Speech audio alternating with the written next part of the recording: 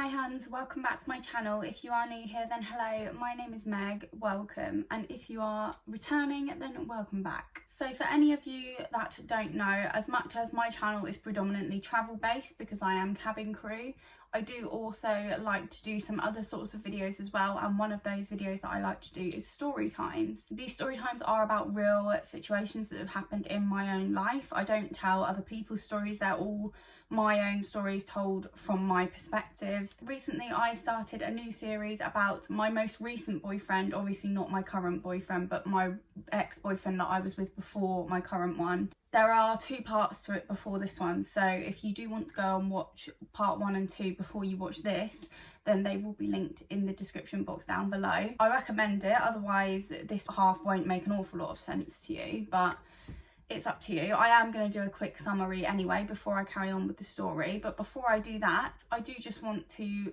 give you my usual kind of disclaimer.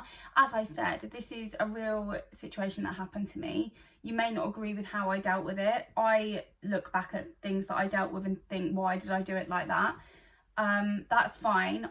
Don't tell these stories to promote anything that I did, because I don't necessarily always make the right choices. I'm human. We don't always make the right choices in situations. It's not just me. But obviously I have to be wary of the fact that I'm on YouTube telling this story, and young people may watch it and think that I am someone to go off of when they're going through something like this. I tell these stories kind of to help people through similar situations if they're going through it, but yeah, I just want to make it clear that I'm not perfect and not everything that I do might be right, but it's what happened at the time, and I'm never going to alter my stories for the sake of making myself look better. I like to tell the whole truth, even the parts that make me look bad. So this current story is about my ex-boyfriend, who I named Luke. Obviously not his real name. I don't use anybody's real name unless they are like one of my friends who I'm still friends with. They wouldn't mind me using their name, but anyone else, their name gets changed. So Luke was my boyfriend when I was at university. We got together during my first year of uni and we broke up during my second year of uni. In part 2, I basically told you about our relationship. Our first kind of night out as a couple, we bumped into his ex-girlfriend, who it turned out he'd only been broken up with for a couple of months, so that wasn't pretty. I talked about another girl that he'd kind of been seeing in between breaking up with his ex and seeing me, who he hadn't really been clear with about what was going on. So when we got together, she was really confused and didn't really understand how he'd moved on, and I was confused because I didn't understand why she didn't understand, and it was all a big palaver. Obviously it was all Luke's fault entirely because he just wasn't being truthful with people. I also talked about one of Luke's friends' girlfriends called Jessica, who I for some reason had a little bit of conflict with. I think maybe down to the insecurity that Luke made me feel with how dishonest he was at the start of our relationship. I explained that it was just petty and I don't have any bad blood towards her now. But yeah, basically part 2 was kind of just telling you all about all of the things that Luke did in our relationship that made me kind of doubt him a little bit and not trust him as much. This is part 3, and this is where it gets juicy, so make sure you've got a cup of tea, some biscuits, a glass of wine, a gin and tonic, whatever time of day it is. We don't judge here. I don't mind what you're drinking, but make sure you've got a drink and some snacks. Also, one thing that I mentioned in part 2, I had actually just found out that Luke cheated on his ex-girlfriend with one of the girls that he lived with. He didn't just kiss her either, he actually slept with her. And I have this big thing about cheating. If you've cheated before, it's very unlikely that I'm going to trust you, because I just think if you could do it to them, why would you not do it to me? However, I was unaware of the cheating when I first started dating Luke, and therefore I entered into the relationship and I didn't find out about this cheating until about 8-9 months into our relationship, and by that point, you know, I'm already way into it. And because he was very convincing and very good, I guess, pretending he loved me, because you'll see why I don't believe he did love me because of what he did to me after. Because he was very good at that and very good at kind of painting me the dream, kind of saying that he wanted to marry me, that he wanted to live with me after uni and all that, I believed that he wouldn't do it to me. But I think there was always a small part of me that thought he probably could, especially given the fact that he was dishonest before. Hi Hans, just a quick interlude from me. I just want to apologise for that really annoying sound that you can hear in the background of this whole video. Unfortunately at the time of filming I didn't notice it, but I'm noticing it now that I'm editing it back, and it is really annoying, so sorry about that. Please try to ignore it. Cut forward now to second year of uni.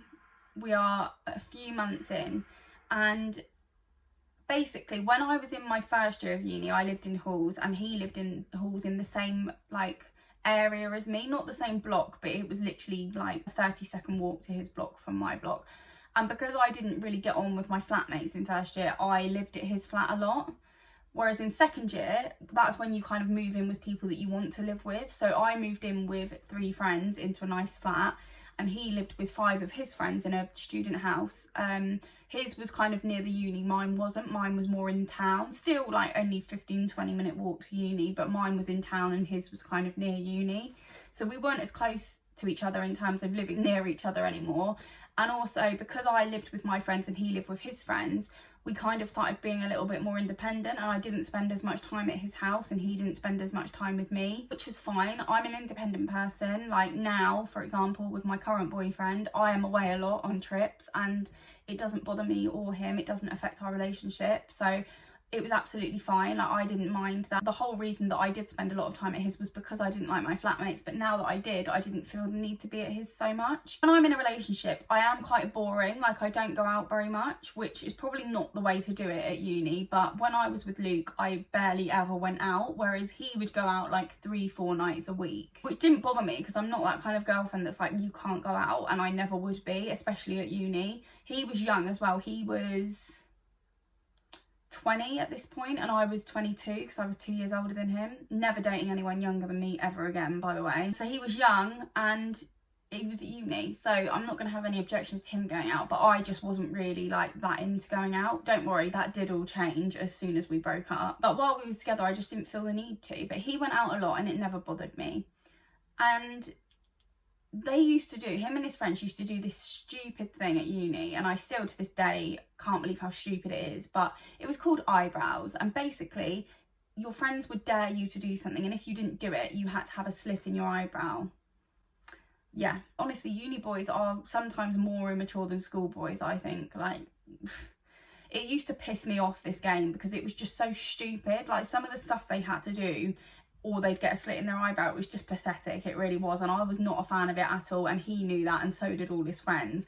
And I was never a massive fan of him partaking in it, let's say, because for one, he looked like a fucking idiot with a slit in his eyebrow, and 2, some of the stuff they would have to do were quite actually like just childish and immature, and I just was a bit like, ugh, no, like that, it gave me the ick, it did. I guess that comes with the territory of going out with someone 2 years younger than you. And when I think about how young he actually was, like he was 20 years old, I do sort of understand it now, being 28 and being with someone that's 3 years older than me. But at the time, I guess I was a lot more mature than him, so I just did not see the funny side in it at all. Anyway, unfortunately, Luke's great grandma passed away, which was very sad, and naturally he was upset and he went home to be with his family, and he went to the funeral. And it's the day of his nan's funeral, so I wasn't expecting him to be coming back to Chichester, which is where I still live here now, but it was where we went to uni, so it was where we both lived. I wasn't expecting him to come back. I would have thought he would have stayed with his family that night, especially to go to the wake and everything like that. But I get a text from him saying that he's coming back, and I was like, oh, okay, do you want to come over? Like, we can just watch a film and just have a chilled night. Because I was like, there's no way he's going to want to go out when he's just been to his nan's funeral. But he was like, oh, no, don't worry about it. I'm going to go out with the boys. And I was like, what? Why do you want to go out with your friends when you've been at a funeral all day? I wanted to be there for him as well because I was his girlfriend and I knew he was upset. So I was a bit like, why would he rather do that than come and see me, sort of thing? Like, don't get me wrong, I'm not the sort of girlfriend that's like, see me over your friends. But I just thought in that situation, if it was me, I wouldn't want to be going out with my friends. I would just want to be with people that I love. I wouldn't have even come back to Chichester, but if I had, the first person I would have gone to would have been him, not on a night out with my friends. And he had, as I said, he went out a lot, but recently he'd been like going out even more and I'd barely been seeing him. He's out on this night out and I get a text from my flatmate, my friend, saying, if Luke texts you telling you he's having doubts, ignore it, it's an eyebrows thing. And I'm like, sorry. For one, why the fuck are you playing eyebrows? Why are your friends daring you to do shit when you've just been at your nan's funeral all day? 2, why are they involving our relationship in it? Because I'm sorry, turns out that it was actually true and he was having doubts, but at the time I didn't think it was true. So I'm like, if you want to dare him to do stupid shit, fine, but don't involve me and my relationship in it. Because if he had texted me that and I hadn't had that pre-warning from my friend, I would have thought it was serious. They could have then caused a massive argument between me and my boyfriend for the sake of a stupid game. I'm just a bit like, what is going on? Why is he coming back from his nan's funeral to go to a night out at the Students' Union to play this stupid game? Why is he now risking our relationship for the sake of it? Like, he didn't even end up sending me the text. Maybe he put his foot down, I don't know. Very unlikely. He wasn't very confrontational, Luke. But I just sent a text back to my friend and was like, look, if that text comes through, I don't care if it is an eyebrows thing, I'm going to lose my fucking shit, because that is so disrespectful to me and my relationship. They should be trying to make him feel better, not telling him to do stuff that he doesn't want to do because he'll get a slit in his eyebrow. Like, what? So I just sent that back to my friend. I was like, I strongly suggest you have a word with him and tell him not to send me that message, and tell his friends also that they are completely out of order. And I don't think this is an overreaction, by the way, so please let me know if you think it is. But I was just like, if that text comes through, whether it's not true or not, I'm going to lose it. So I suggest he doesn't send it, and I suggest his friends pipe down. I can't sit on things. Like, anyone that knows me knows I can't keep my mouth shut about things. So I ended up sending a text to Luke being like, why are your friends telling you to tell me that you're having doubts? Like, do you not understand how damaging that is? And it's not even just damaging for me, it's damaging for him as well. Anyway, he kind of, I can't even remember what he said now, it feels like so long ago now, but I'm sure he kind of talked it down and said, you know, don't worry about it, I'm not going to do it, blah blah blah. But I was still just really angry at his friends. Anyway, he's on this night out, and bearing in mind, he would always text me when he got in from a night out, even though I was always asleep. Because when I wake up in the morning, I then know that he's safe and he's home. Every single night out, without fail, he would text me to say he was home, and there were a lot of them, so it happened very often. And this particular night, he doesn't text me saying he's home. And so I get up in the morning and I'm like, that's weird. Why is Luke not text me saying that he's home? I go into the library, I can't remember, I would have had class, I had class every day. My course was quite intense, so I was at uni quite a lot. I remember I was in the library and I texted him and said, you know, are you okay? Like, did you get home safe? You didn't text me? And he was like, oh yeah, just ended up having a really late one, forgot to text, sorry. And I was like, it's fine. Like, his head maybe was in other places considering what he'd just gone through. So I didn't think much of it, but something went off in my head. Like, some sort of alarm went off in my head. I was like, what's going on? Like, what is actually happening here? Because also the fact that his friends had told him to tell me he was having doubts kind of made me think maybe he is having doubts, and maybe he said that to his friends and that's why they've dared him to tell me. That's still a freaking disgusting thing to do, by the way. Like, to me, so immature. Like, I literally can't get over it still, and it's been like 6 years. That night I was going to watch a show that my best friend Shannon was in, because she was on a different course to me at this point. She was performing in a show and I was going to see it with one of my other friends. And then when I got back, Luke was coming to stay over at mine, because the next day we were going to my family's house in Dorset for... Actually, I think, no, we were going to his family, sorry, but we were stopping off at my mum's on the way because it was on the way. Like, we pretty much went past my road to get to Devon. We were going home for the weekend and he was coming to stay at mine, and then we were going straight from mine the next morning. So he comes over and I'm like, right, what is going on? Like, what was last night all about? He was kind of very, like, just wasn't asked about the conversation. And I was like, do you think I'm overreacting? Do your friends think I'm overreacting? He was like, yeah. And I'm like, how is that an overreaction? Like, I'm sorry, I don't understand how that's me overreacting. I think it's quite valid. But he made me start questioning myself. Like, he made me think maybe I did overreact. Maybe that was very uncalled for. But looking back at it now, I know for a fact that I did not overreact. Like, I think what I felt was quite valid, actually. We went off the topic. I was like, right, I'm just going to leave it now because I'm not getting anywhere. Clearly, he's not listening. His friends aren't going to listen. Anyway, he then proceeds to tell me that he'd gotten into a fight last night. This was very unlike Luke. As I said, he's very non-confrontational, so for him to get into a fight is quite a big deal, and he kind of just drops it into conversation as if it's something that happens all the time. Boys that fight too, icky, not for me. So he knows that I'm not going to be best pleased about this. So I'm like, who was this fight with? Okay, now I'm going to introduce you to a crucial, I don't even want to call her a main character because I think that's being too polite, but she kind of is a main character at this point. So Luke has this friend, we're going to call her Karen because I think that's the most insulting name I can give her. So Karen has this boyfriend who apparently is a massive dick. I've never met him, so I don't know, but apparently he doesn't treat her very well and isn't a very nice person. And so Luke kind of was sticking up for Karen, who, by the way, I had never had any issues with him having female friends. Like, she seemed like a really nice girl, so I liked her too. And I wasn't there for her boyfriend being horrible to her either. I still to this day don't know what it is that he supposedly did wrong. But Luke basically said that he had a go at Karen's boyfriend and they got into a fight. And I'm like, right, well, is Karen okay? Are you okay? Like, what happened? And he was like, yeah, we just got into a fight and kind of it ended and I went home. And I was like, okay, well, I sort of understand why you didn't text me saying you were safe. But then also, the old Luke probably would have told me about the fight there and then. Like, he probably would have texted me and been like, oh my God, you'll never guess what's just happened. But it was the way he kind of didn't tell me about it until like 24 hours later. And it was just a bit like, why are you getting into fights for this girl?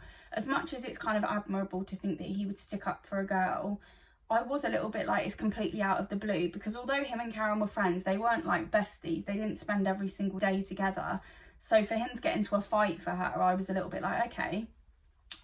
Anyway, that was that. And the next morning we go to my mum's house and we went out for, I think, breakfast or lunch. I can't remember which one it was, but whichever it was, Luke was sat on his phone the entire time.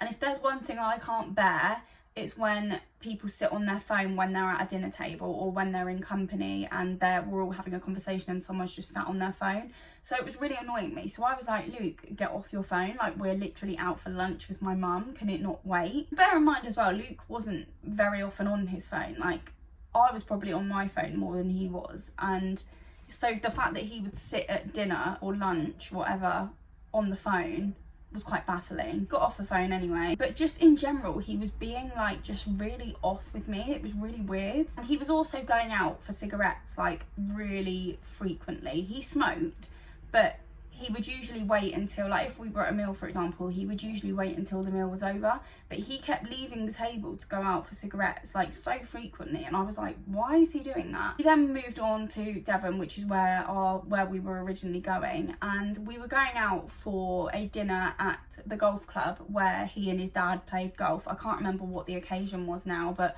we were going there for like a 3-course meal kind of thing. So we got ready at his. Again, he's still being very like distant with me. I just put it down to the fact that he was upset. But we took a picture because we always took a picture of us together whenever we were going out anywhere. And we took it on his phone, and usually we would take pictures on his phone and then I would just send them to myself from his phone. I went to take his phone out of his hand to send myself the pictures and he full on snatched it away from me. And I was like, whoa. Like, this is the guy that gave me his passcode and put my fingerprint in his phone when we first got together is now snatching his phone away from me. So I'm starting to think, like, what is he done? What is he hiding? We went out for this meal. And again, he keeps going out for cigarettes, like literally every 15 minutes, it felt like. It's just really odd, like the way he was acting. I just knew that something wasn't right, but I didn't know what at the time. You are all probably thinking it's really obvious what's going on. But at the time, as much as I was a little bit suspicious, I didn't fully know what was going on. So yeah, we had this night out, we come back, we go to sleep. He's got his back to me like all night, which is very unlike him again. And then the next morning he gets in the shower, and Luke never used to take his phone into the shower with him. And on this occasion, he took it into the shower with him. So I'm like, why is he actually guarding his phone with his life when he's usually been so like fine with me having access to his phone? Not that I have any right to have access to it in the first place, but the reason that he gave me access to it was because he wanted me to trust him. Now he's being really secretive over it and literally like taking it everywhere with him. I can't remember what he was doing that day. I think he was going to play golf and I just stayed like at his parents' house with the dog. He gets home from golf and normally he would always come straight up to see me, and he didn't. He was downstairs for ages. And in the end I went down, I was like, are you okay? He was like, yeah, I'm just chilling. I was like, well, why would you not come and chill with me when you know I'm upstairs? Like, do you know what I mean? It was all just a bit weird. Like, he was doing things that he would not normally do. That night we were driving back to Chichester because it was a Sunday and we both had uni the next day. We leave to go back to Chichester and he tells me that he has work that evening because he worked at a pub in town, so he couldn't stay at mine. And I was like, okay, well, what if I come over after you finish work? And he was like, well, I think I'm going to be working quite late and you might be asleep because you've got uni early in the morning. I was like, yeah, maybe I could just come to yours then and I'll just wait there while you're at work. And he was like, no, like, I can't remember what excuse he gave, but he was just like basically saying he wanted to be on his own. I'm like, fine. Do you know what, I was actually going to watch another show that night anyway, that the Musical Theatre Society were putting on, so I didn't really mind. I had plans anyway. So he's at work and I've gone to this show. I did later find out, I don't know how long after this night it was, but I later found out that he didn't actually have work that night and he just went straight home. He just didn't want to see me and that's why he said he was working. I don't know how I found out or how long after this it was, but I found that out, which did make a lot of sense. I go and watch this show, I go to bed, next morning I get up, I go to uni and I send Luke a text and he doesn't respond to me. And I check and he's been online and he's seen my message, but he's just ignored it. So I'm like, at this point, alarm bells are going off in my head. I'm like, something's wrong. Like, something is seriously wrong. I couldn't concentrate on anything. I remember, again, I was in the library because it was around like Christmas time. So it was when all my essays were kind of due in the next sort of coming weeks. So I was going to the library to do my work, but I couldn't concentrate because I had this on my mind and I thought something was wrong. So after a while, I sent him another message, just a question mark, basically saying, reply to me. And then, and I'll never forget this, I was upstairs looking for a certain book for one of my essays, literally in the aisle where the books were, and I get a text from him saying, I think we need to have a chat. You know that feeling when your heart just falls out of your chest? I know what that means. I know what that text means. I'm not stupid. I ran out of the library and into a toilet and I text my friend Shana.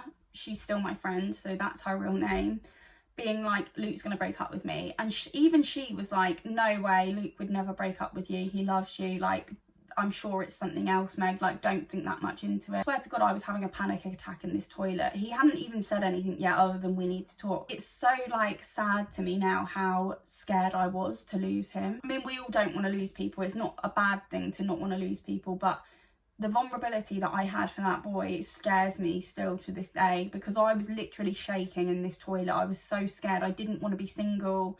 I couldn't imagine the thought of not being with him. I think I sent him a text back saying, if you're going to break up with me, just get on with it, because I couldn't be arsed with this whole like dragging things out. Like, just break up with me. You clearly want to, so just do it. So he's like, I don't want to talk over text, can we meet? And I'm at uni, so I'm like, well, I'm at uni, you can come to me. Like, fuck am I coming to you? So I went and met him, and as I was walking to meet him, because I basically had like my annual catch up with two of my tutors from one of my courses, where I was basically just going to go through all of my work to check that I was on track. So I told him to meet me outside of the building where that was because I had to wait for my time to go in, basically. I don't know why I thought I was going to be able to sit there and have a conversation with my tutors when that was happening. As I'm walking to the music block, which is where this meeting was, I see one of my friends who was actually one of my college friends. I met him at college and then we both went to the same uni, so we had like a few years of friendship at this point. And he said something to me, I can't even remember what, probably just hello, and I just broke down. I just started crying my eyes out. He just kind of hugged me and was like, what's going on, what's wrong, what's happened? Because the way that I was crying, you would have thought someone had died. Like, you literally would have thought someone had just died. I was like, Luke's gonna break up with me, I know it. I showed him the text that he'd sent me. He was like, well, do you know what, if he does break up with you, he's a fucking idiot, because he's already punching with you and he's not going to do any better. He was very sassy and kind of my friend Joe. He was like, is he coming to meet you now? And I said, yeah. And he went, look, I'll sit with you until he comes and then I'll wait like in the background while you talk, and if you need me, then I'm there. Luke comes over and I go and speak to him, and I have my sunglasses on. I don't think it was particularly sunny, but I didn't want him to see that I'd been crying, and also I knew I was probably going to cry again, so I didn't want him to see that either. Don't know why I feel the need to mention like minor details like that, but I just feel like when I think back to like what I remember about that time, I remember I put my sunglasses on to hide my eyes. I go over and speak to him, and he basically says, I need to tell you something. So not only do I know he's about to break up with me, I also know that he's probably done something and he's about to tell me about it, or at least tell me half the story, because we all know that he's not going to tell the truth. He proceeds to tell me that on that night out that he went on after his nan's funeral, he cheated on me, kissed somebody else while he was in the SU, which to me was quite shocking, because there's got to have been people in that SU that knew me. Did they not see anything? Like, did they not know that it happened? So that was the first red flag. I was like, did it happen in the SU? Because I feel like someone that knows me would have seen it. I'm not saying that I'm popular and I know everyone, but do you know what I mean? It's a students' union. It's literally a bar for the students at the university. It's not like it's a random bar in the town. It's actually for us. There is no way that there wasn't anyone there that knew me, and I don't think he would risk that. Then I say, who was it? He says it was just some random fresher. And he can't remember anything about it. Convenient that, isn't it? So straight away I don't believe this. I'm like, he knows who it is. It's probably someone I know, and it probably didn't happen in the SU, and it probably wasn't just a kiss. But I was like, look, if you're lying to me, don't bother. Like, tell me the truth now. You've got nothing to lose. You're breaking up with me anyway, and to be honest, if you've cheated on me, then I don't want to be with you either. Just tell me the truth, because I promise you, if you don't tell me, I will find it out. And literally, like, don't underestimate me on that one, because I will find it out. He went, no, I promise you, I'm telling you the truth. I don't remember who it was. I was like, but why did you cheat on me? Like, what was your reasoning behind that? I don't understand. Like, when did you become unhappy with me enough that you wanted to cheat on me? I don't get it. He was like, I've been unhappy for a while. By the way, there were absolutely no signs of him being unhappy. The first sign that I got that he was being different was literally after his nan's funeral, those few days, and that was because he cheated on me. Before that, he was completely the same as he'd always been. Like, there was no indication that he was unhappy at all. So I actually don't believe that he was unhappy. I just think something came along and presented itself to him and he took it. He swears that he's telling me the truth. He tells me he's been unhappy for a while. I said, were you even ever ready for a relationship? Because I asked you, and you'll know this if you've watched part one, I asked him continuously if he was ready for a relationship, because he hadn't been single for very long when we started seeing each other, and he assured me that he was. So he then says, do you know what, I don't think I ever was ready for a relationship. And it took you a year? It took you a whole year of your life and a whole year of my life that is wasted now. And I'm just like, I'm just flabbergasted. And for some odd reason, and I know why now, it's because at the time I was just so heartbroken and I was in love with this boy. We hugged goodbye. I don't know. Don't ask. Tell me why I'm putting my arms around this boy that's just told me he cheated on me. Please tell me. Anyway, I started crying under my sunglasses. I said goodbye, walked off, ran up to my friend Joe, and I was like, he cheated on me. And Joe shouted a few choice words at Luke. I won't repeat them because we are on YouTube. He shouted a few things at Luke which were valid, and love Joe for that. Joe had kind of got the attention of somebody else who'd come over, just a girl that was on our course, and he'd kind of filled her in, and I basically said to her, are you able to take my folder into our teachers and tell them that something's just happened in my life and there's no way I can sit there and have a conversation with them? They were very nice teachers, like they were going to understand. I knew that it wasn't going to be an issue, and to be honest, at this point I didn't care anyway. This is literally not at the top of my priority list right now. So I'm like, I want to go home, I need to see Shana, I need to see my friends. So Joe's like, right, I'll walk you home. Bless him. And he lived literally in the complete opposite direction to me as well, so he went out of his way to walk me home. We get home and I walk into the kitchen, and obviously Shana and my other flatmate can see that I've been crying. So they go to hug me and I'm like, he cheated on me. And they literally both stopped in their tracks. Their jaws dropped to the floor. They were like, are you joking? I was like, no, he just told me that he cheated on me with some fresher at the SU last week. And they were like, oh my God, Meg, no, like he can't have. I was like, no, he did. He told me. Eventually, when my other flatmate, which was the one that was friends with both of us, the one that texted me that night warning me about what he was going to say, which obviously I now know was true, he eventually woke up because he was one of those people that slept for ages. he comes in my room and he's like, what's the matter? I was like, Luke's broken up with me and he cheated on me. And then I just went, do you know anything about it? Because apparently it happened that night at the SU. He was like, no, of course not. I would have told you. Like, you're more my friend than he is. I would have told you if I'd seen anything. So I was like, you didn't see him with any girls? He was like, not other than like the people that he's friends with, sort of thing. So obviously my heart is broken, and not only is my heart broken, but I'm embarrassed because he cheated on me and I don't think he's telling me the truth. So luckily, I didn't actually have to do much investigating to find the truth out, because he and she pretty much handed the information to me in my hand. That night, I haven't even been broken up with him for 24 hours. My friend who, let's give him a name because I keep calling him my friend, let's call him Aaron. So Aaron is the boy that I live with that's mine and Luke's friend. He gets a message off of Karen, which is Luke's female friend, who, if you remember, he got into a fight with her boyfriend for her. He gets a message from Karen being like, I heard that Meg and Luke have split up. And Aaron was like, yeah, he cheated on her. And all she says back to it is, obviously, I'm like on side, he's my friend.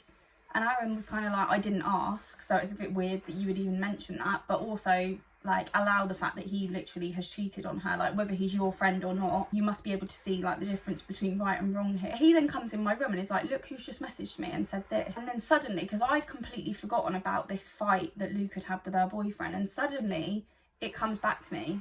I'm like, oh my god, he was with her that night and he had a fight with her boyfriend. So now the light bulb moment has occurred. Believe me, it only gets more shocking from here. They were both just shocking human beings, and you will hear all about that in part 4 because I have run out of time. Not that I'm on some sort of time limit, but you know what happens. I can go on forever and this video will be like 2 hours long. Thank you all very much for watching, guys. I hope you've enjoyed part 3 to this story time. My next video is going to be my Boston vlog. I'm off to Boston a week tomorrow, the day of filming this, but by the time you watch this, it'll only be like 4 days until I go. If you don't want to miss that, then make sure you are subscribed. And if you like this video, please give it a big thumbs up. Thank you all very much for watching, and I will see you in my next video.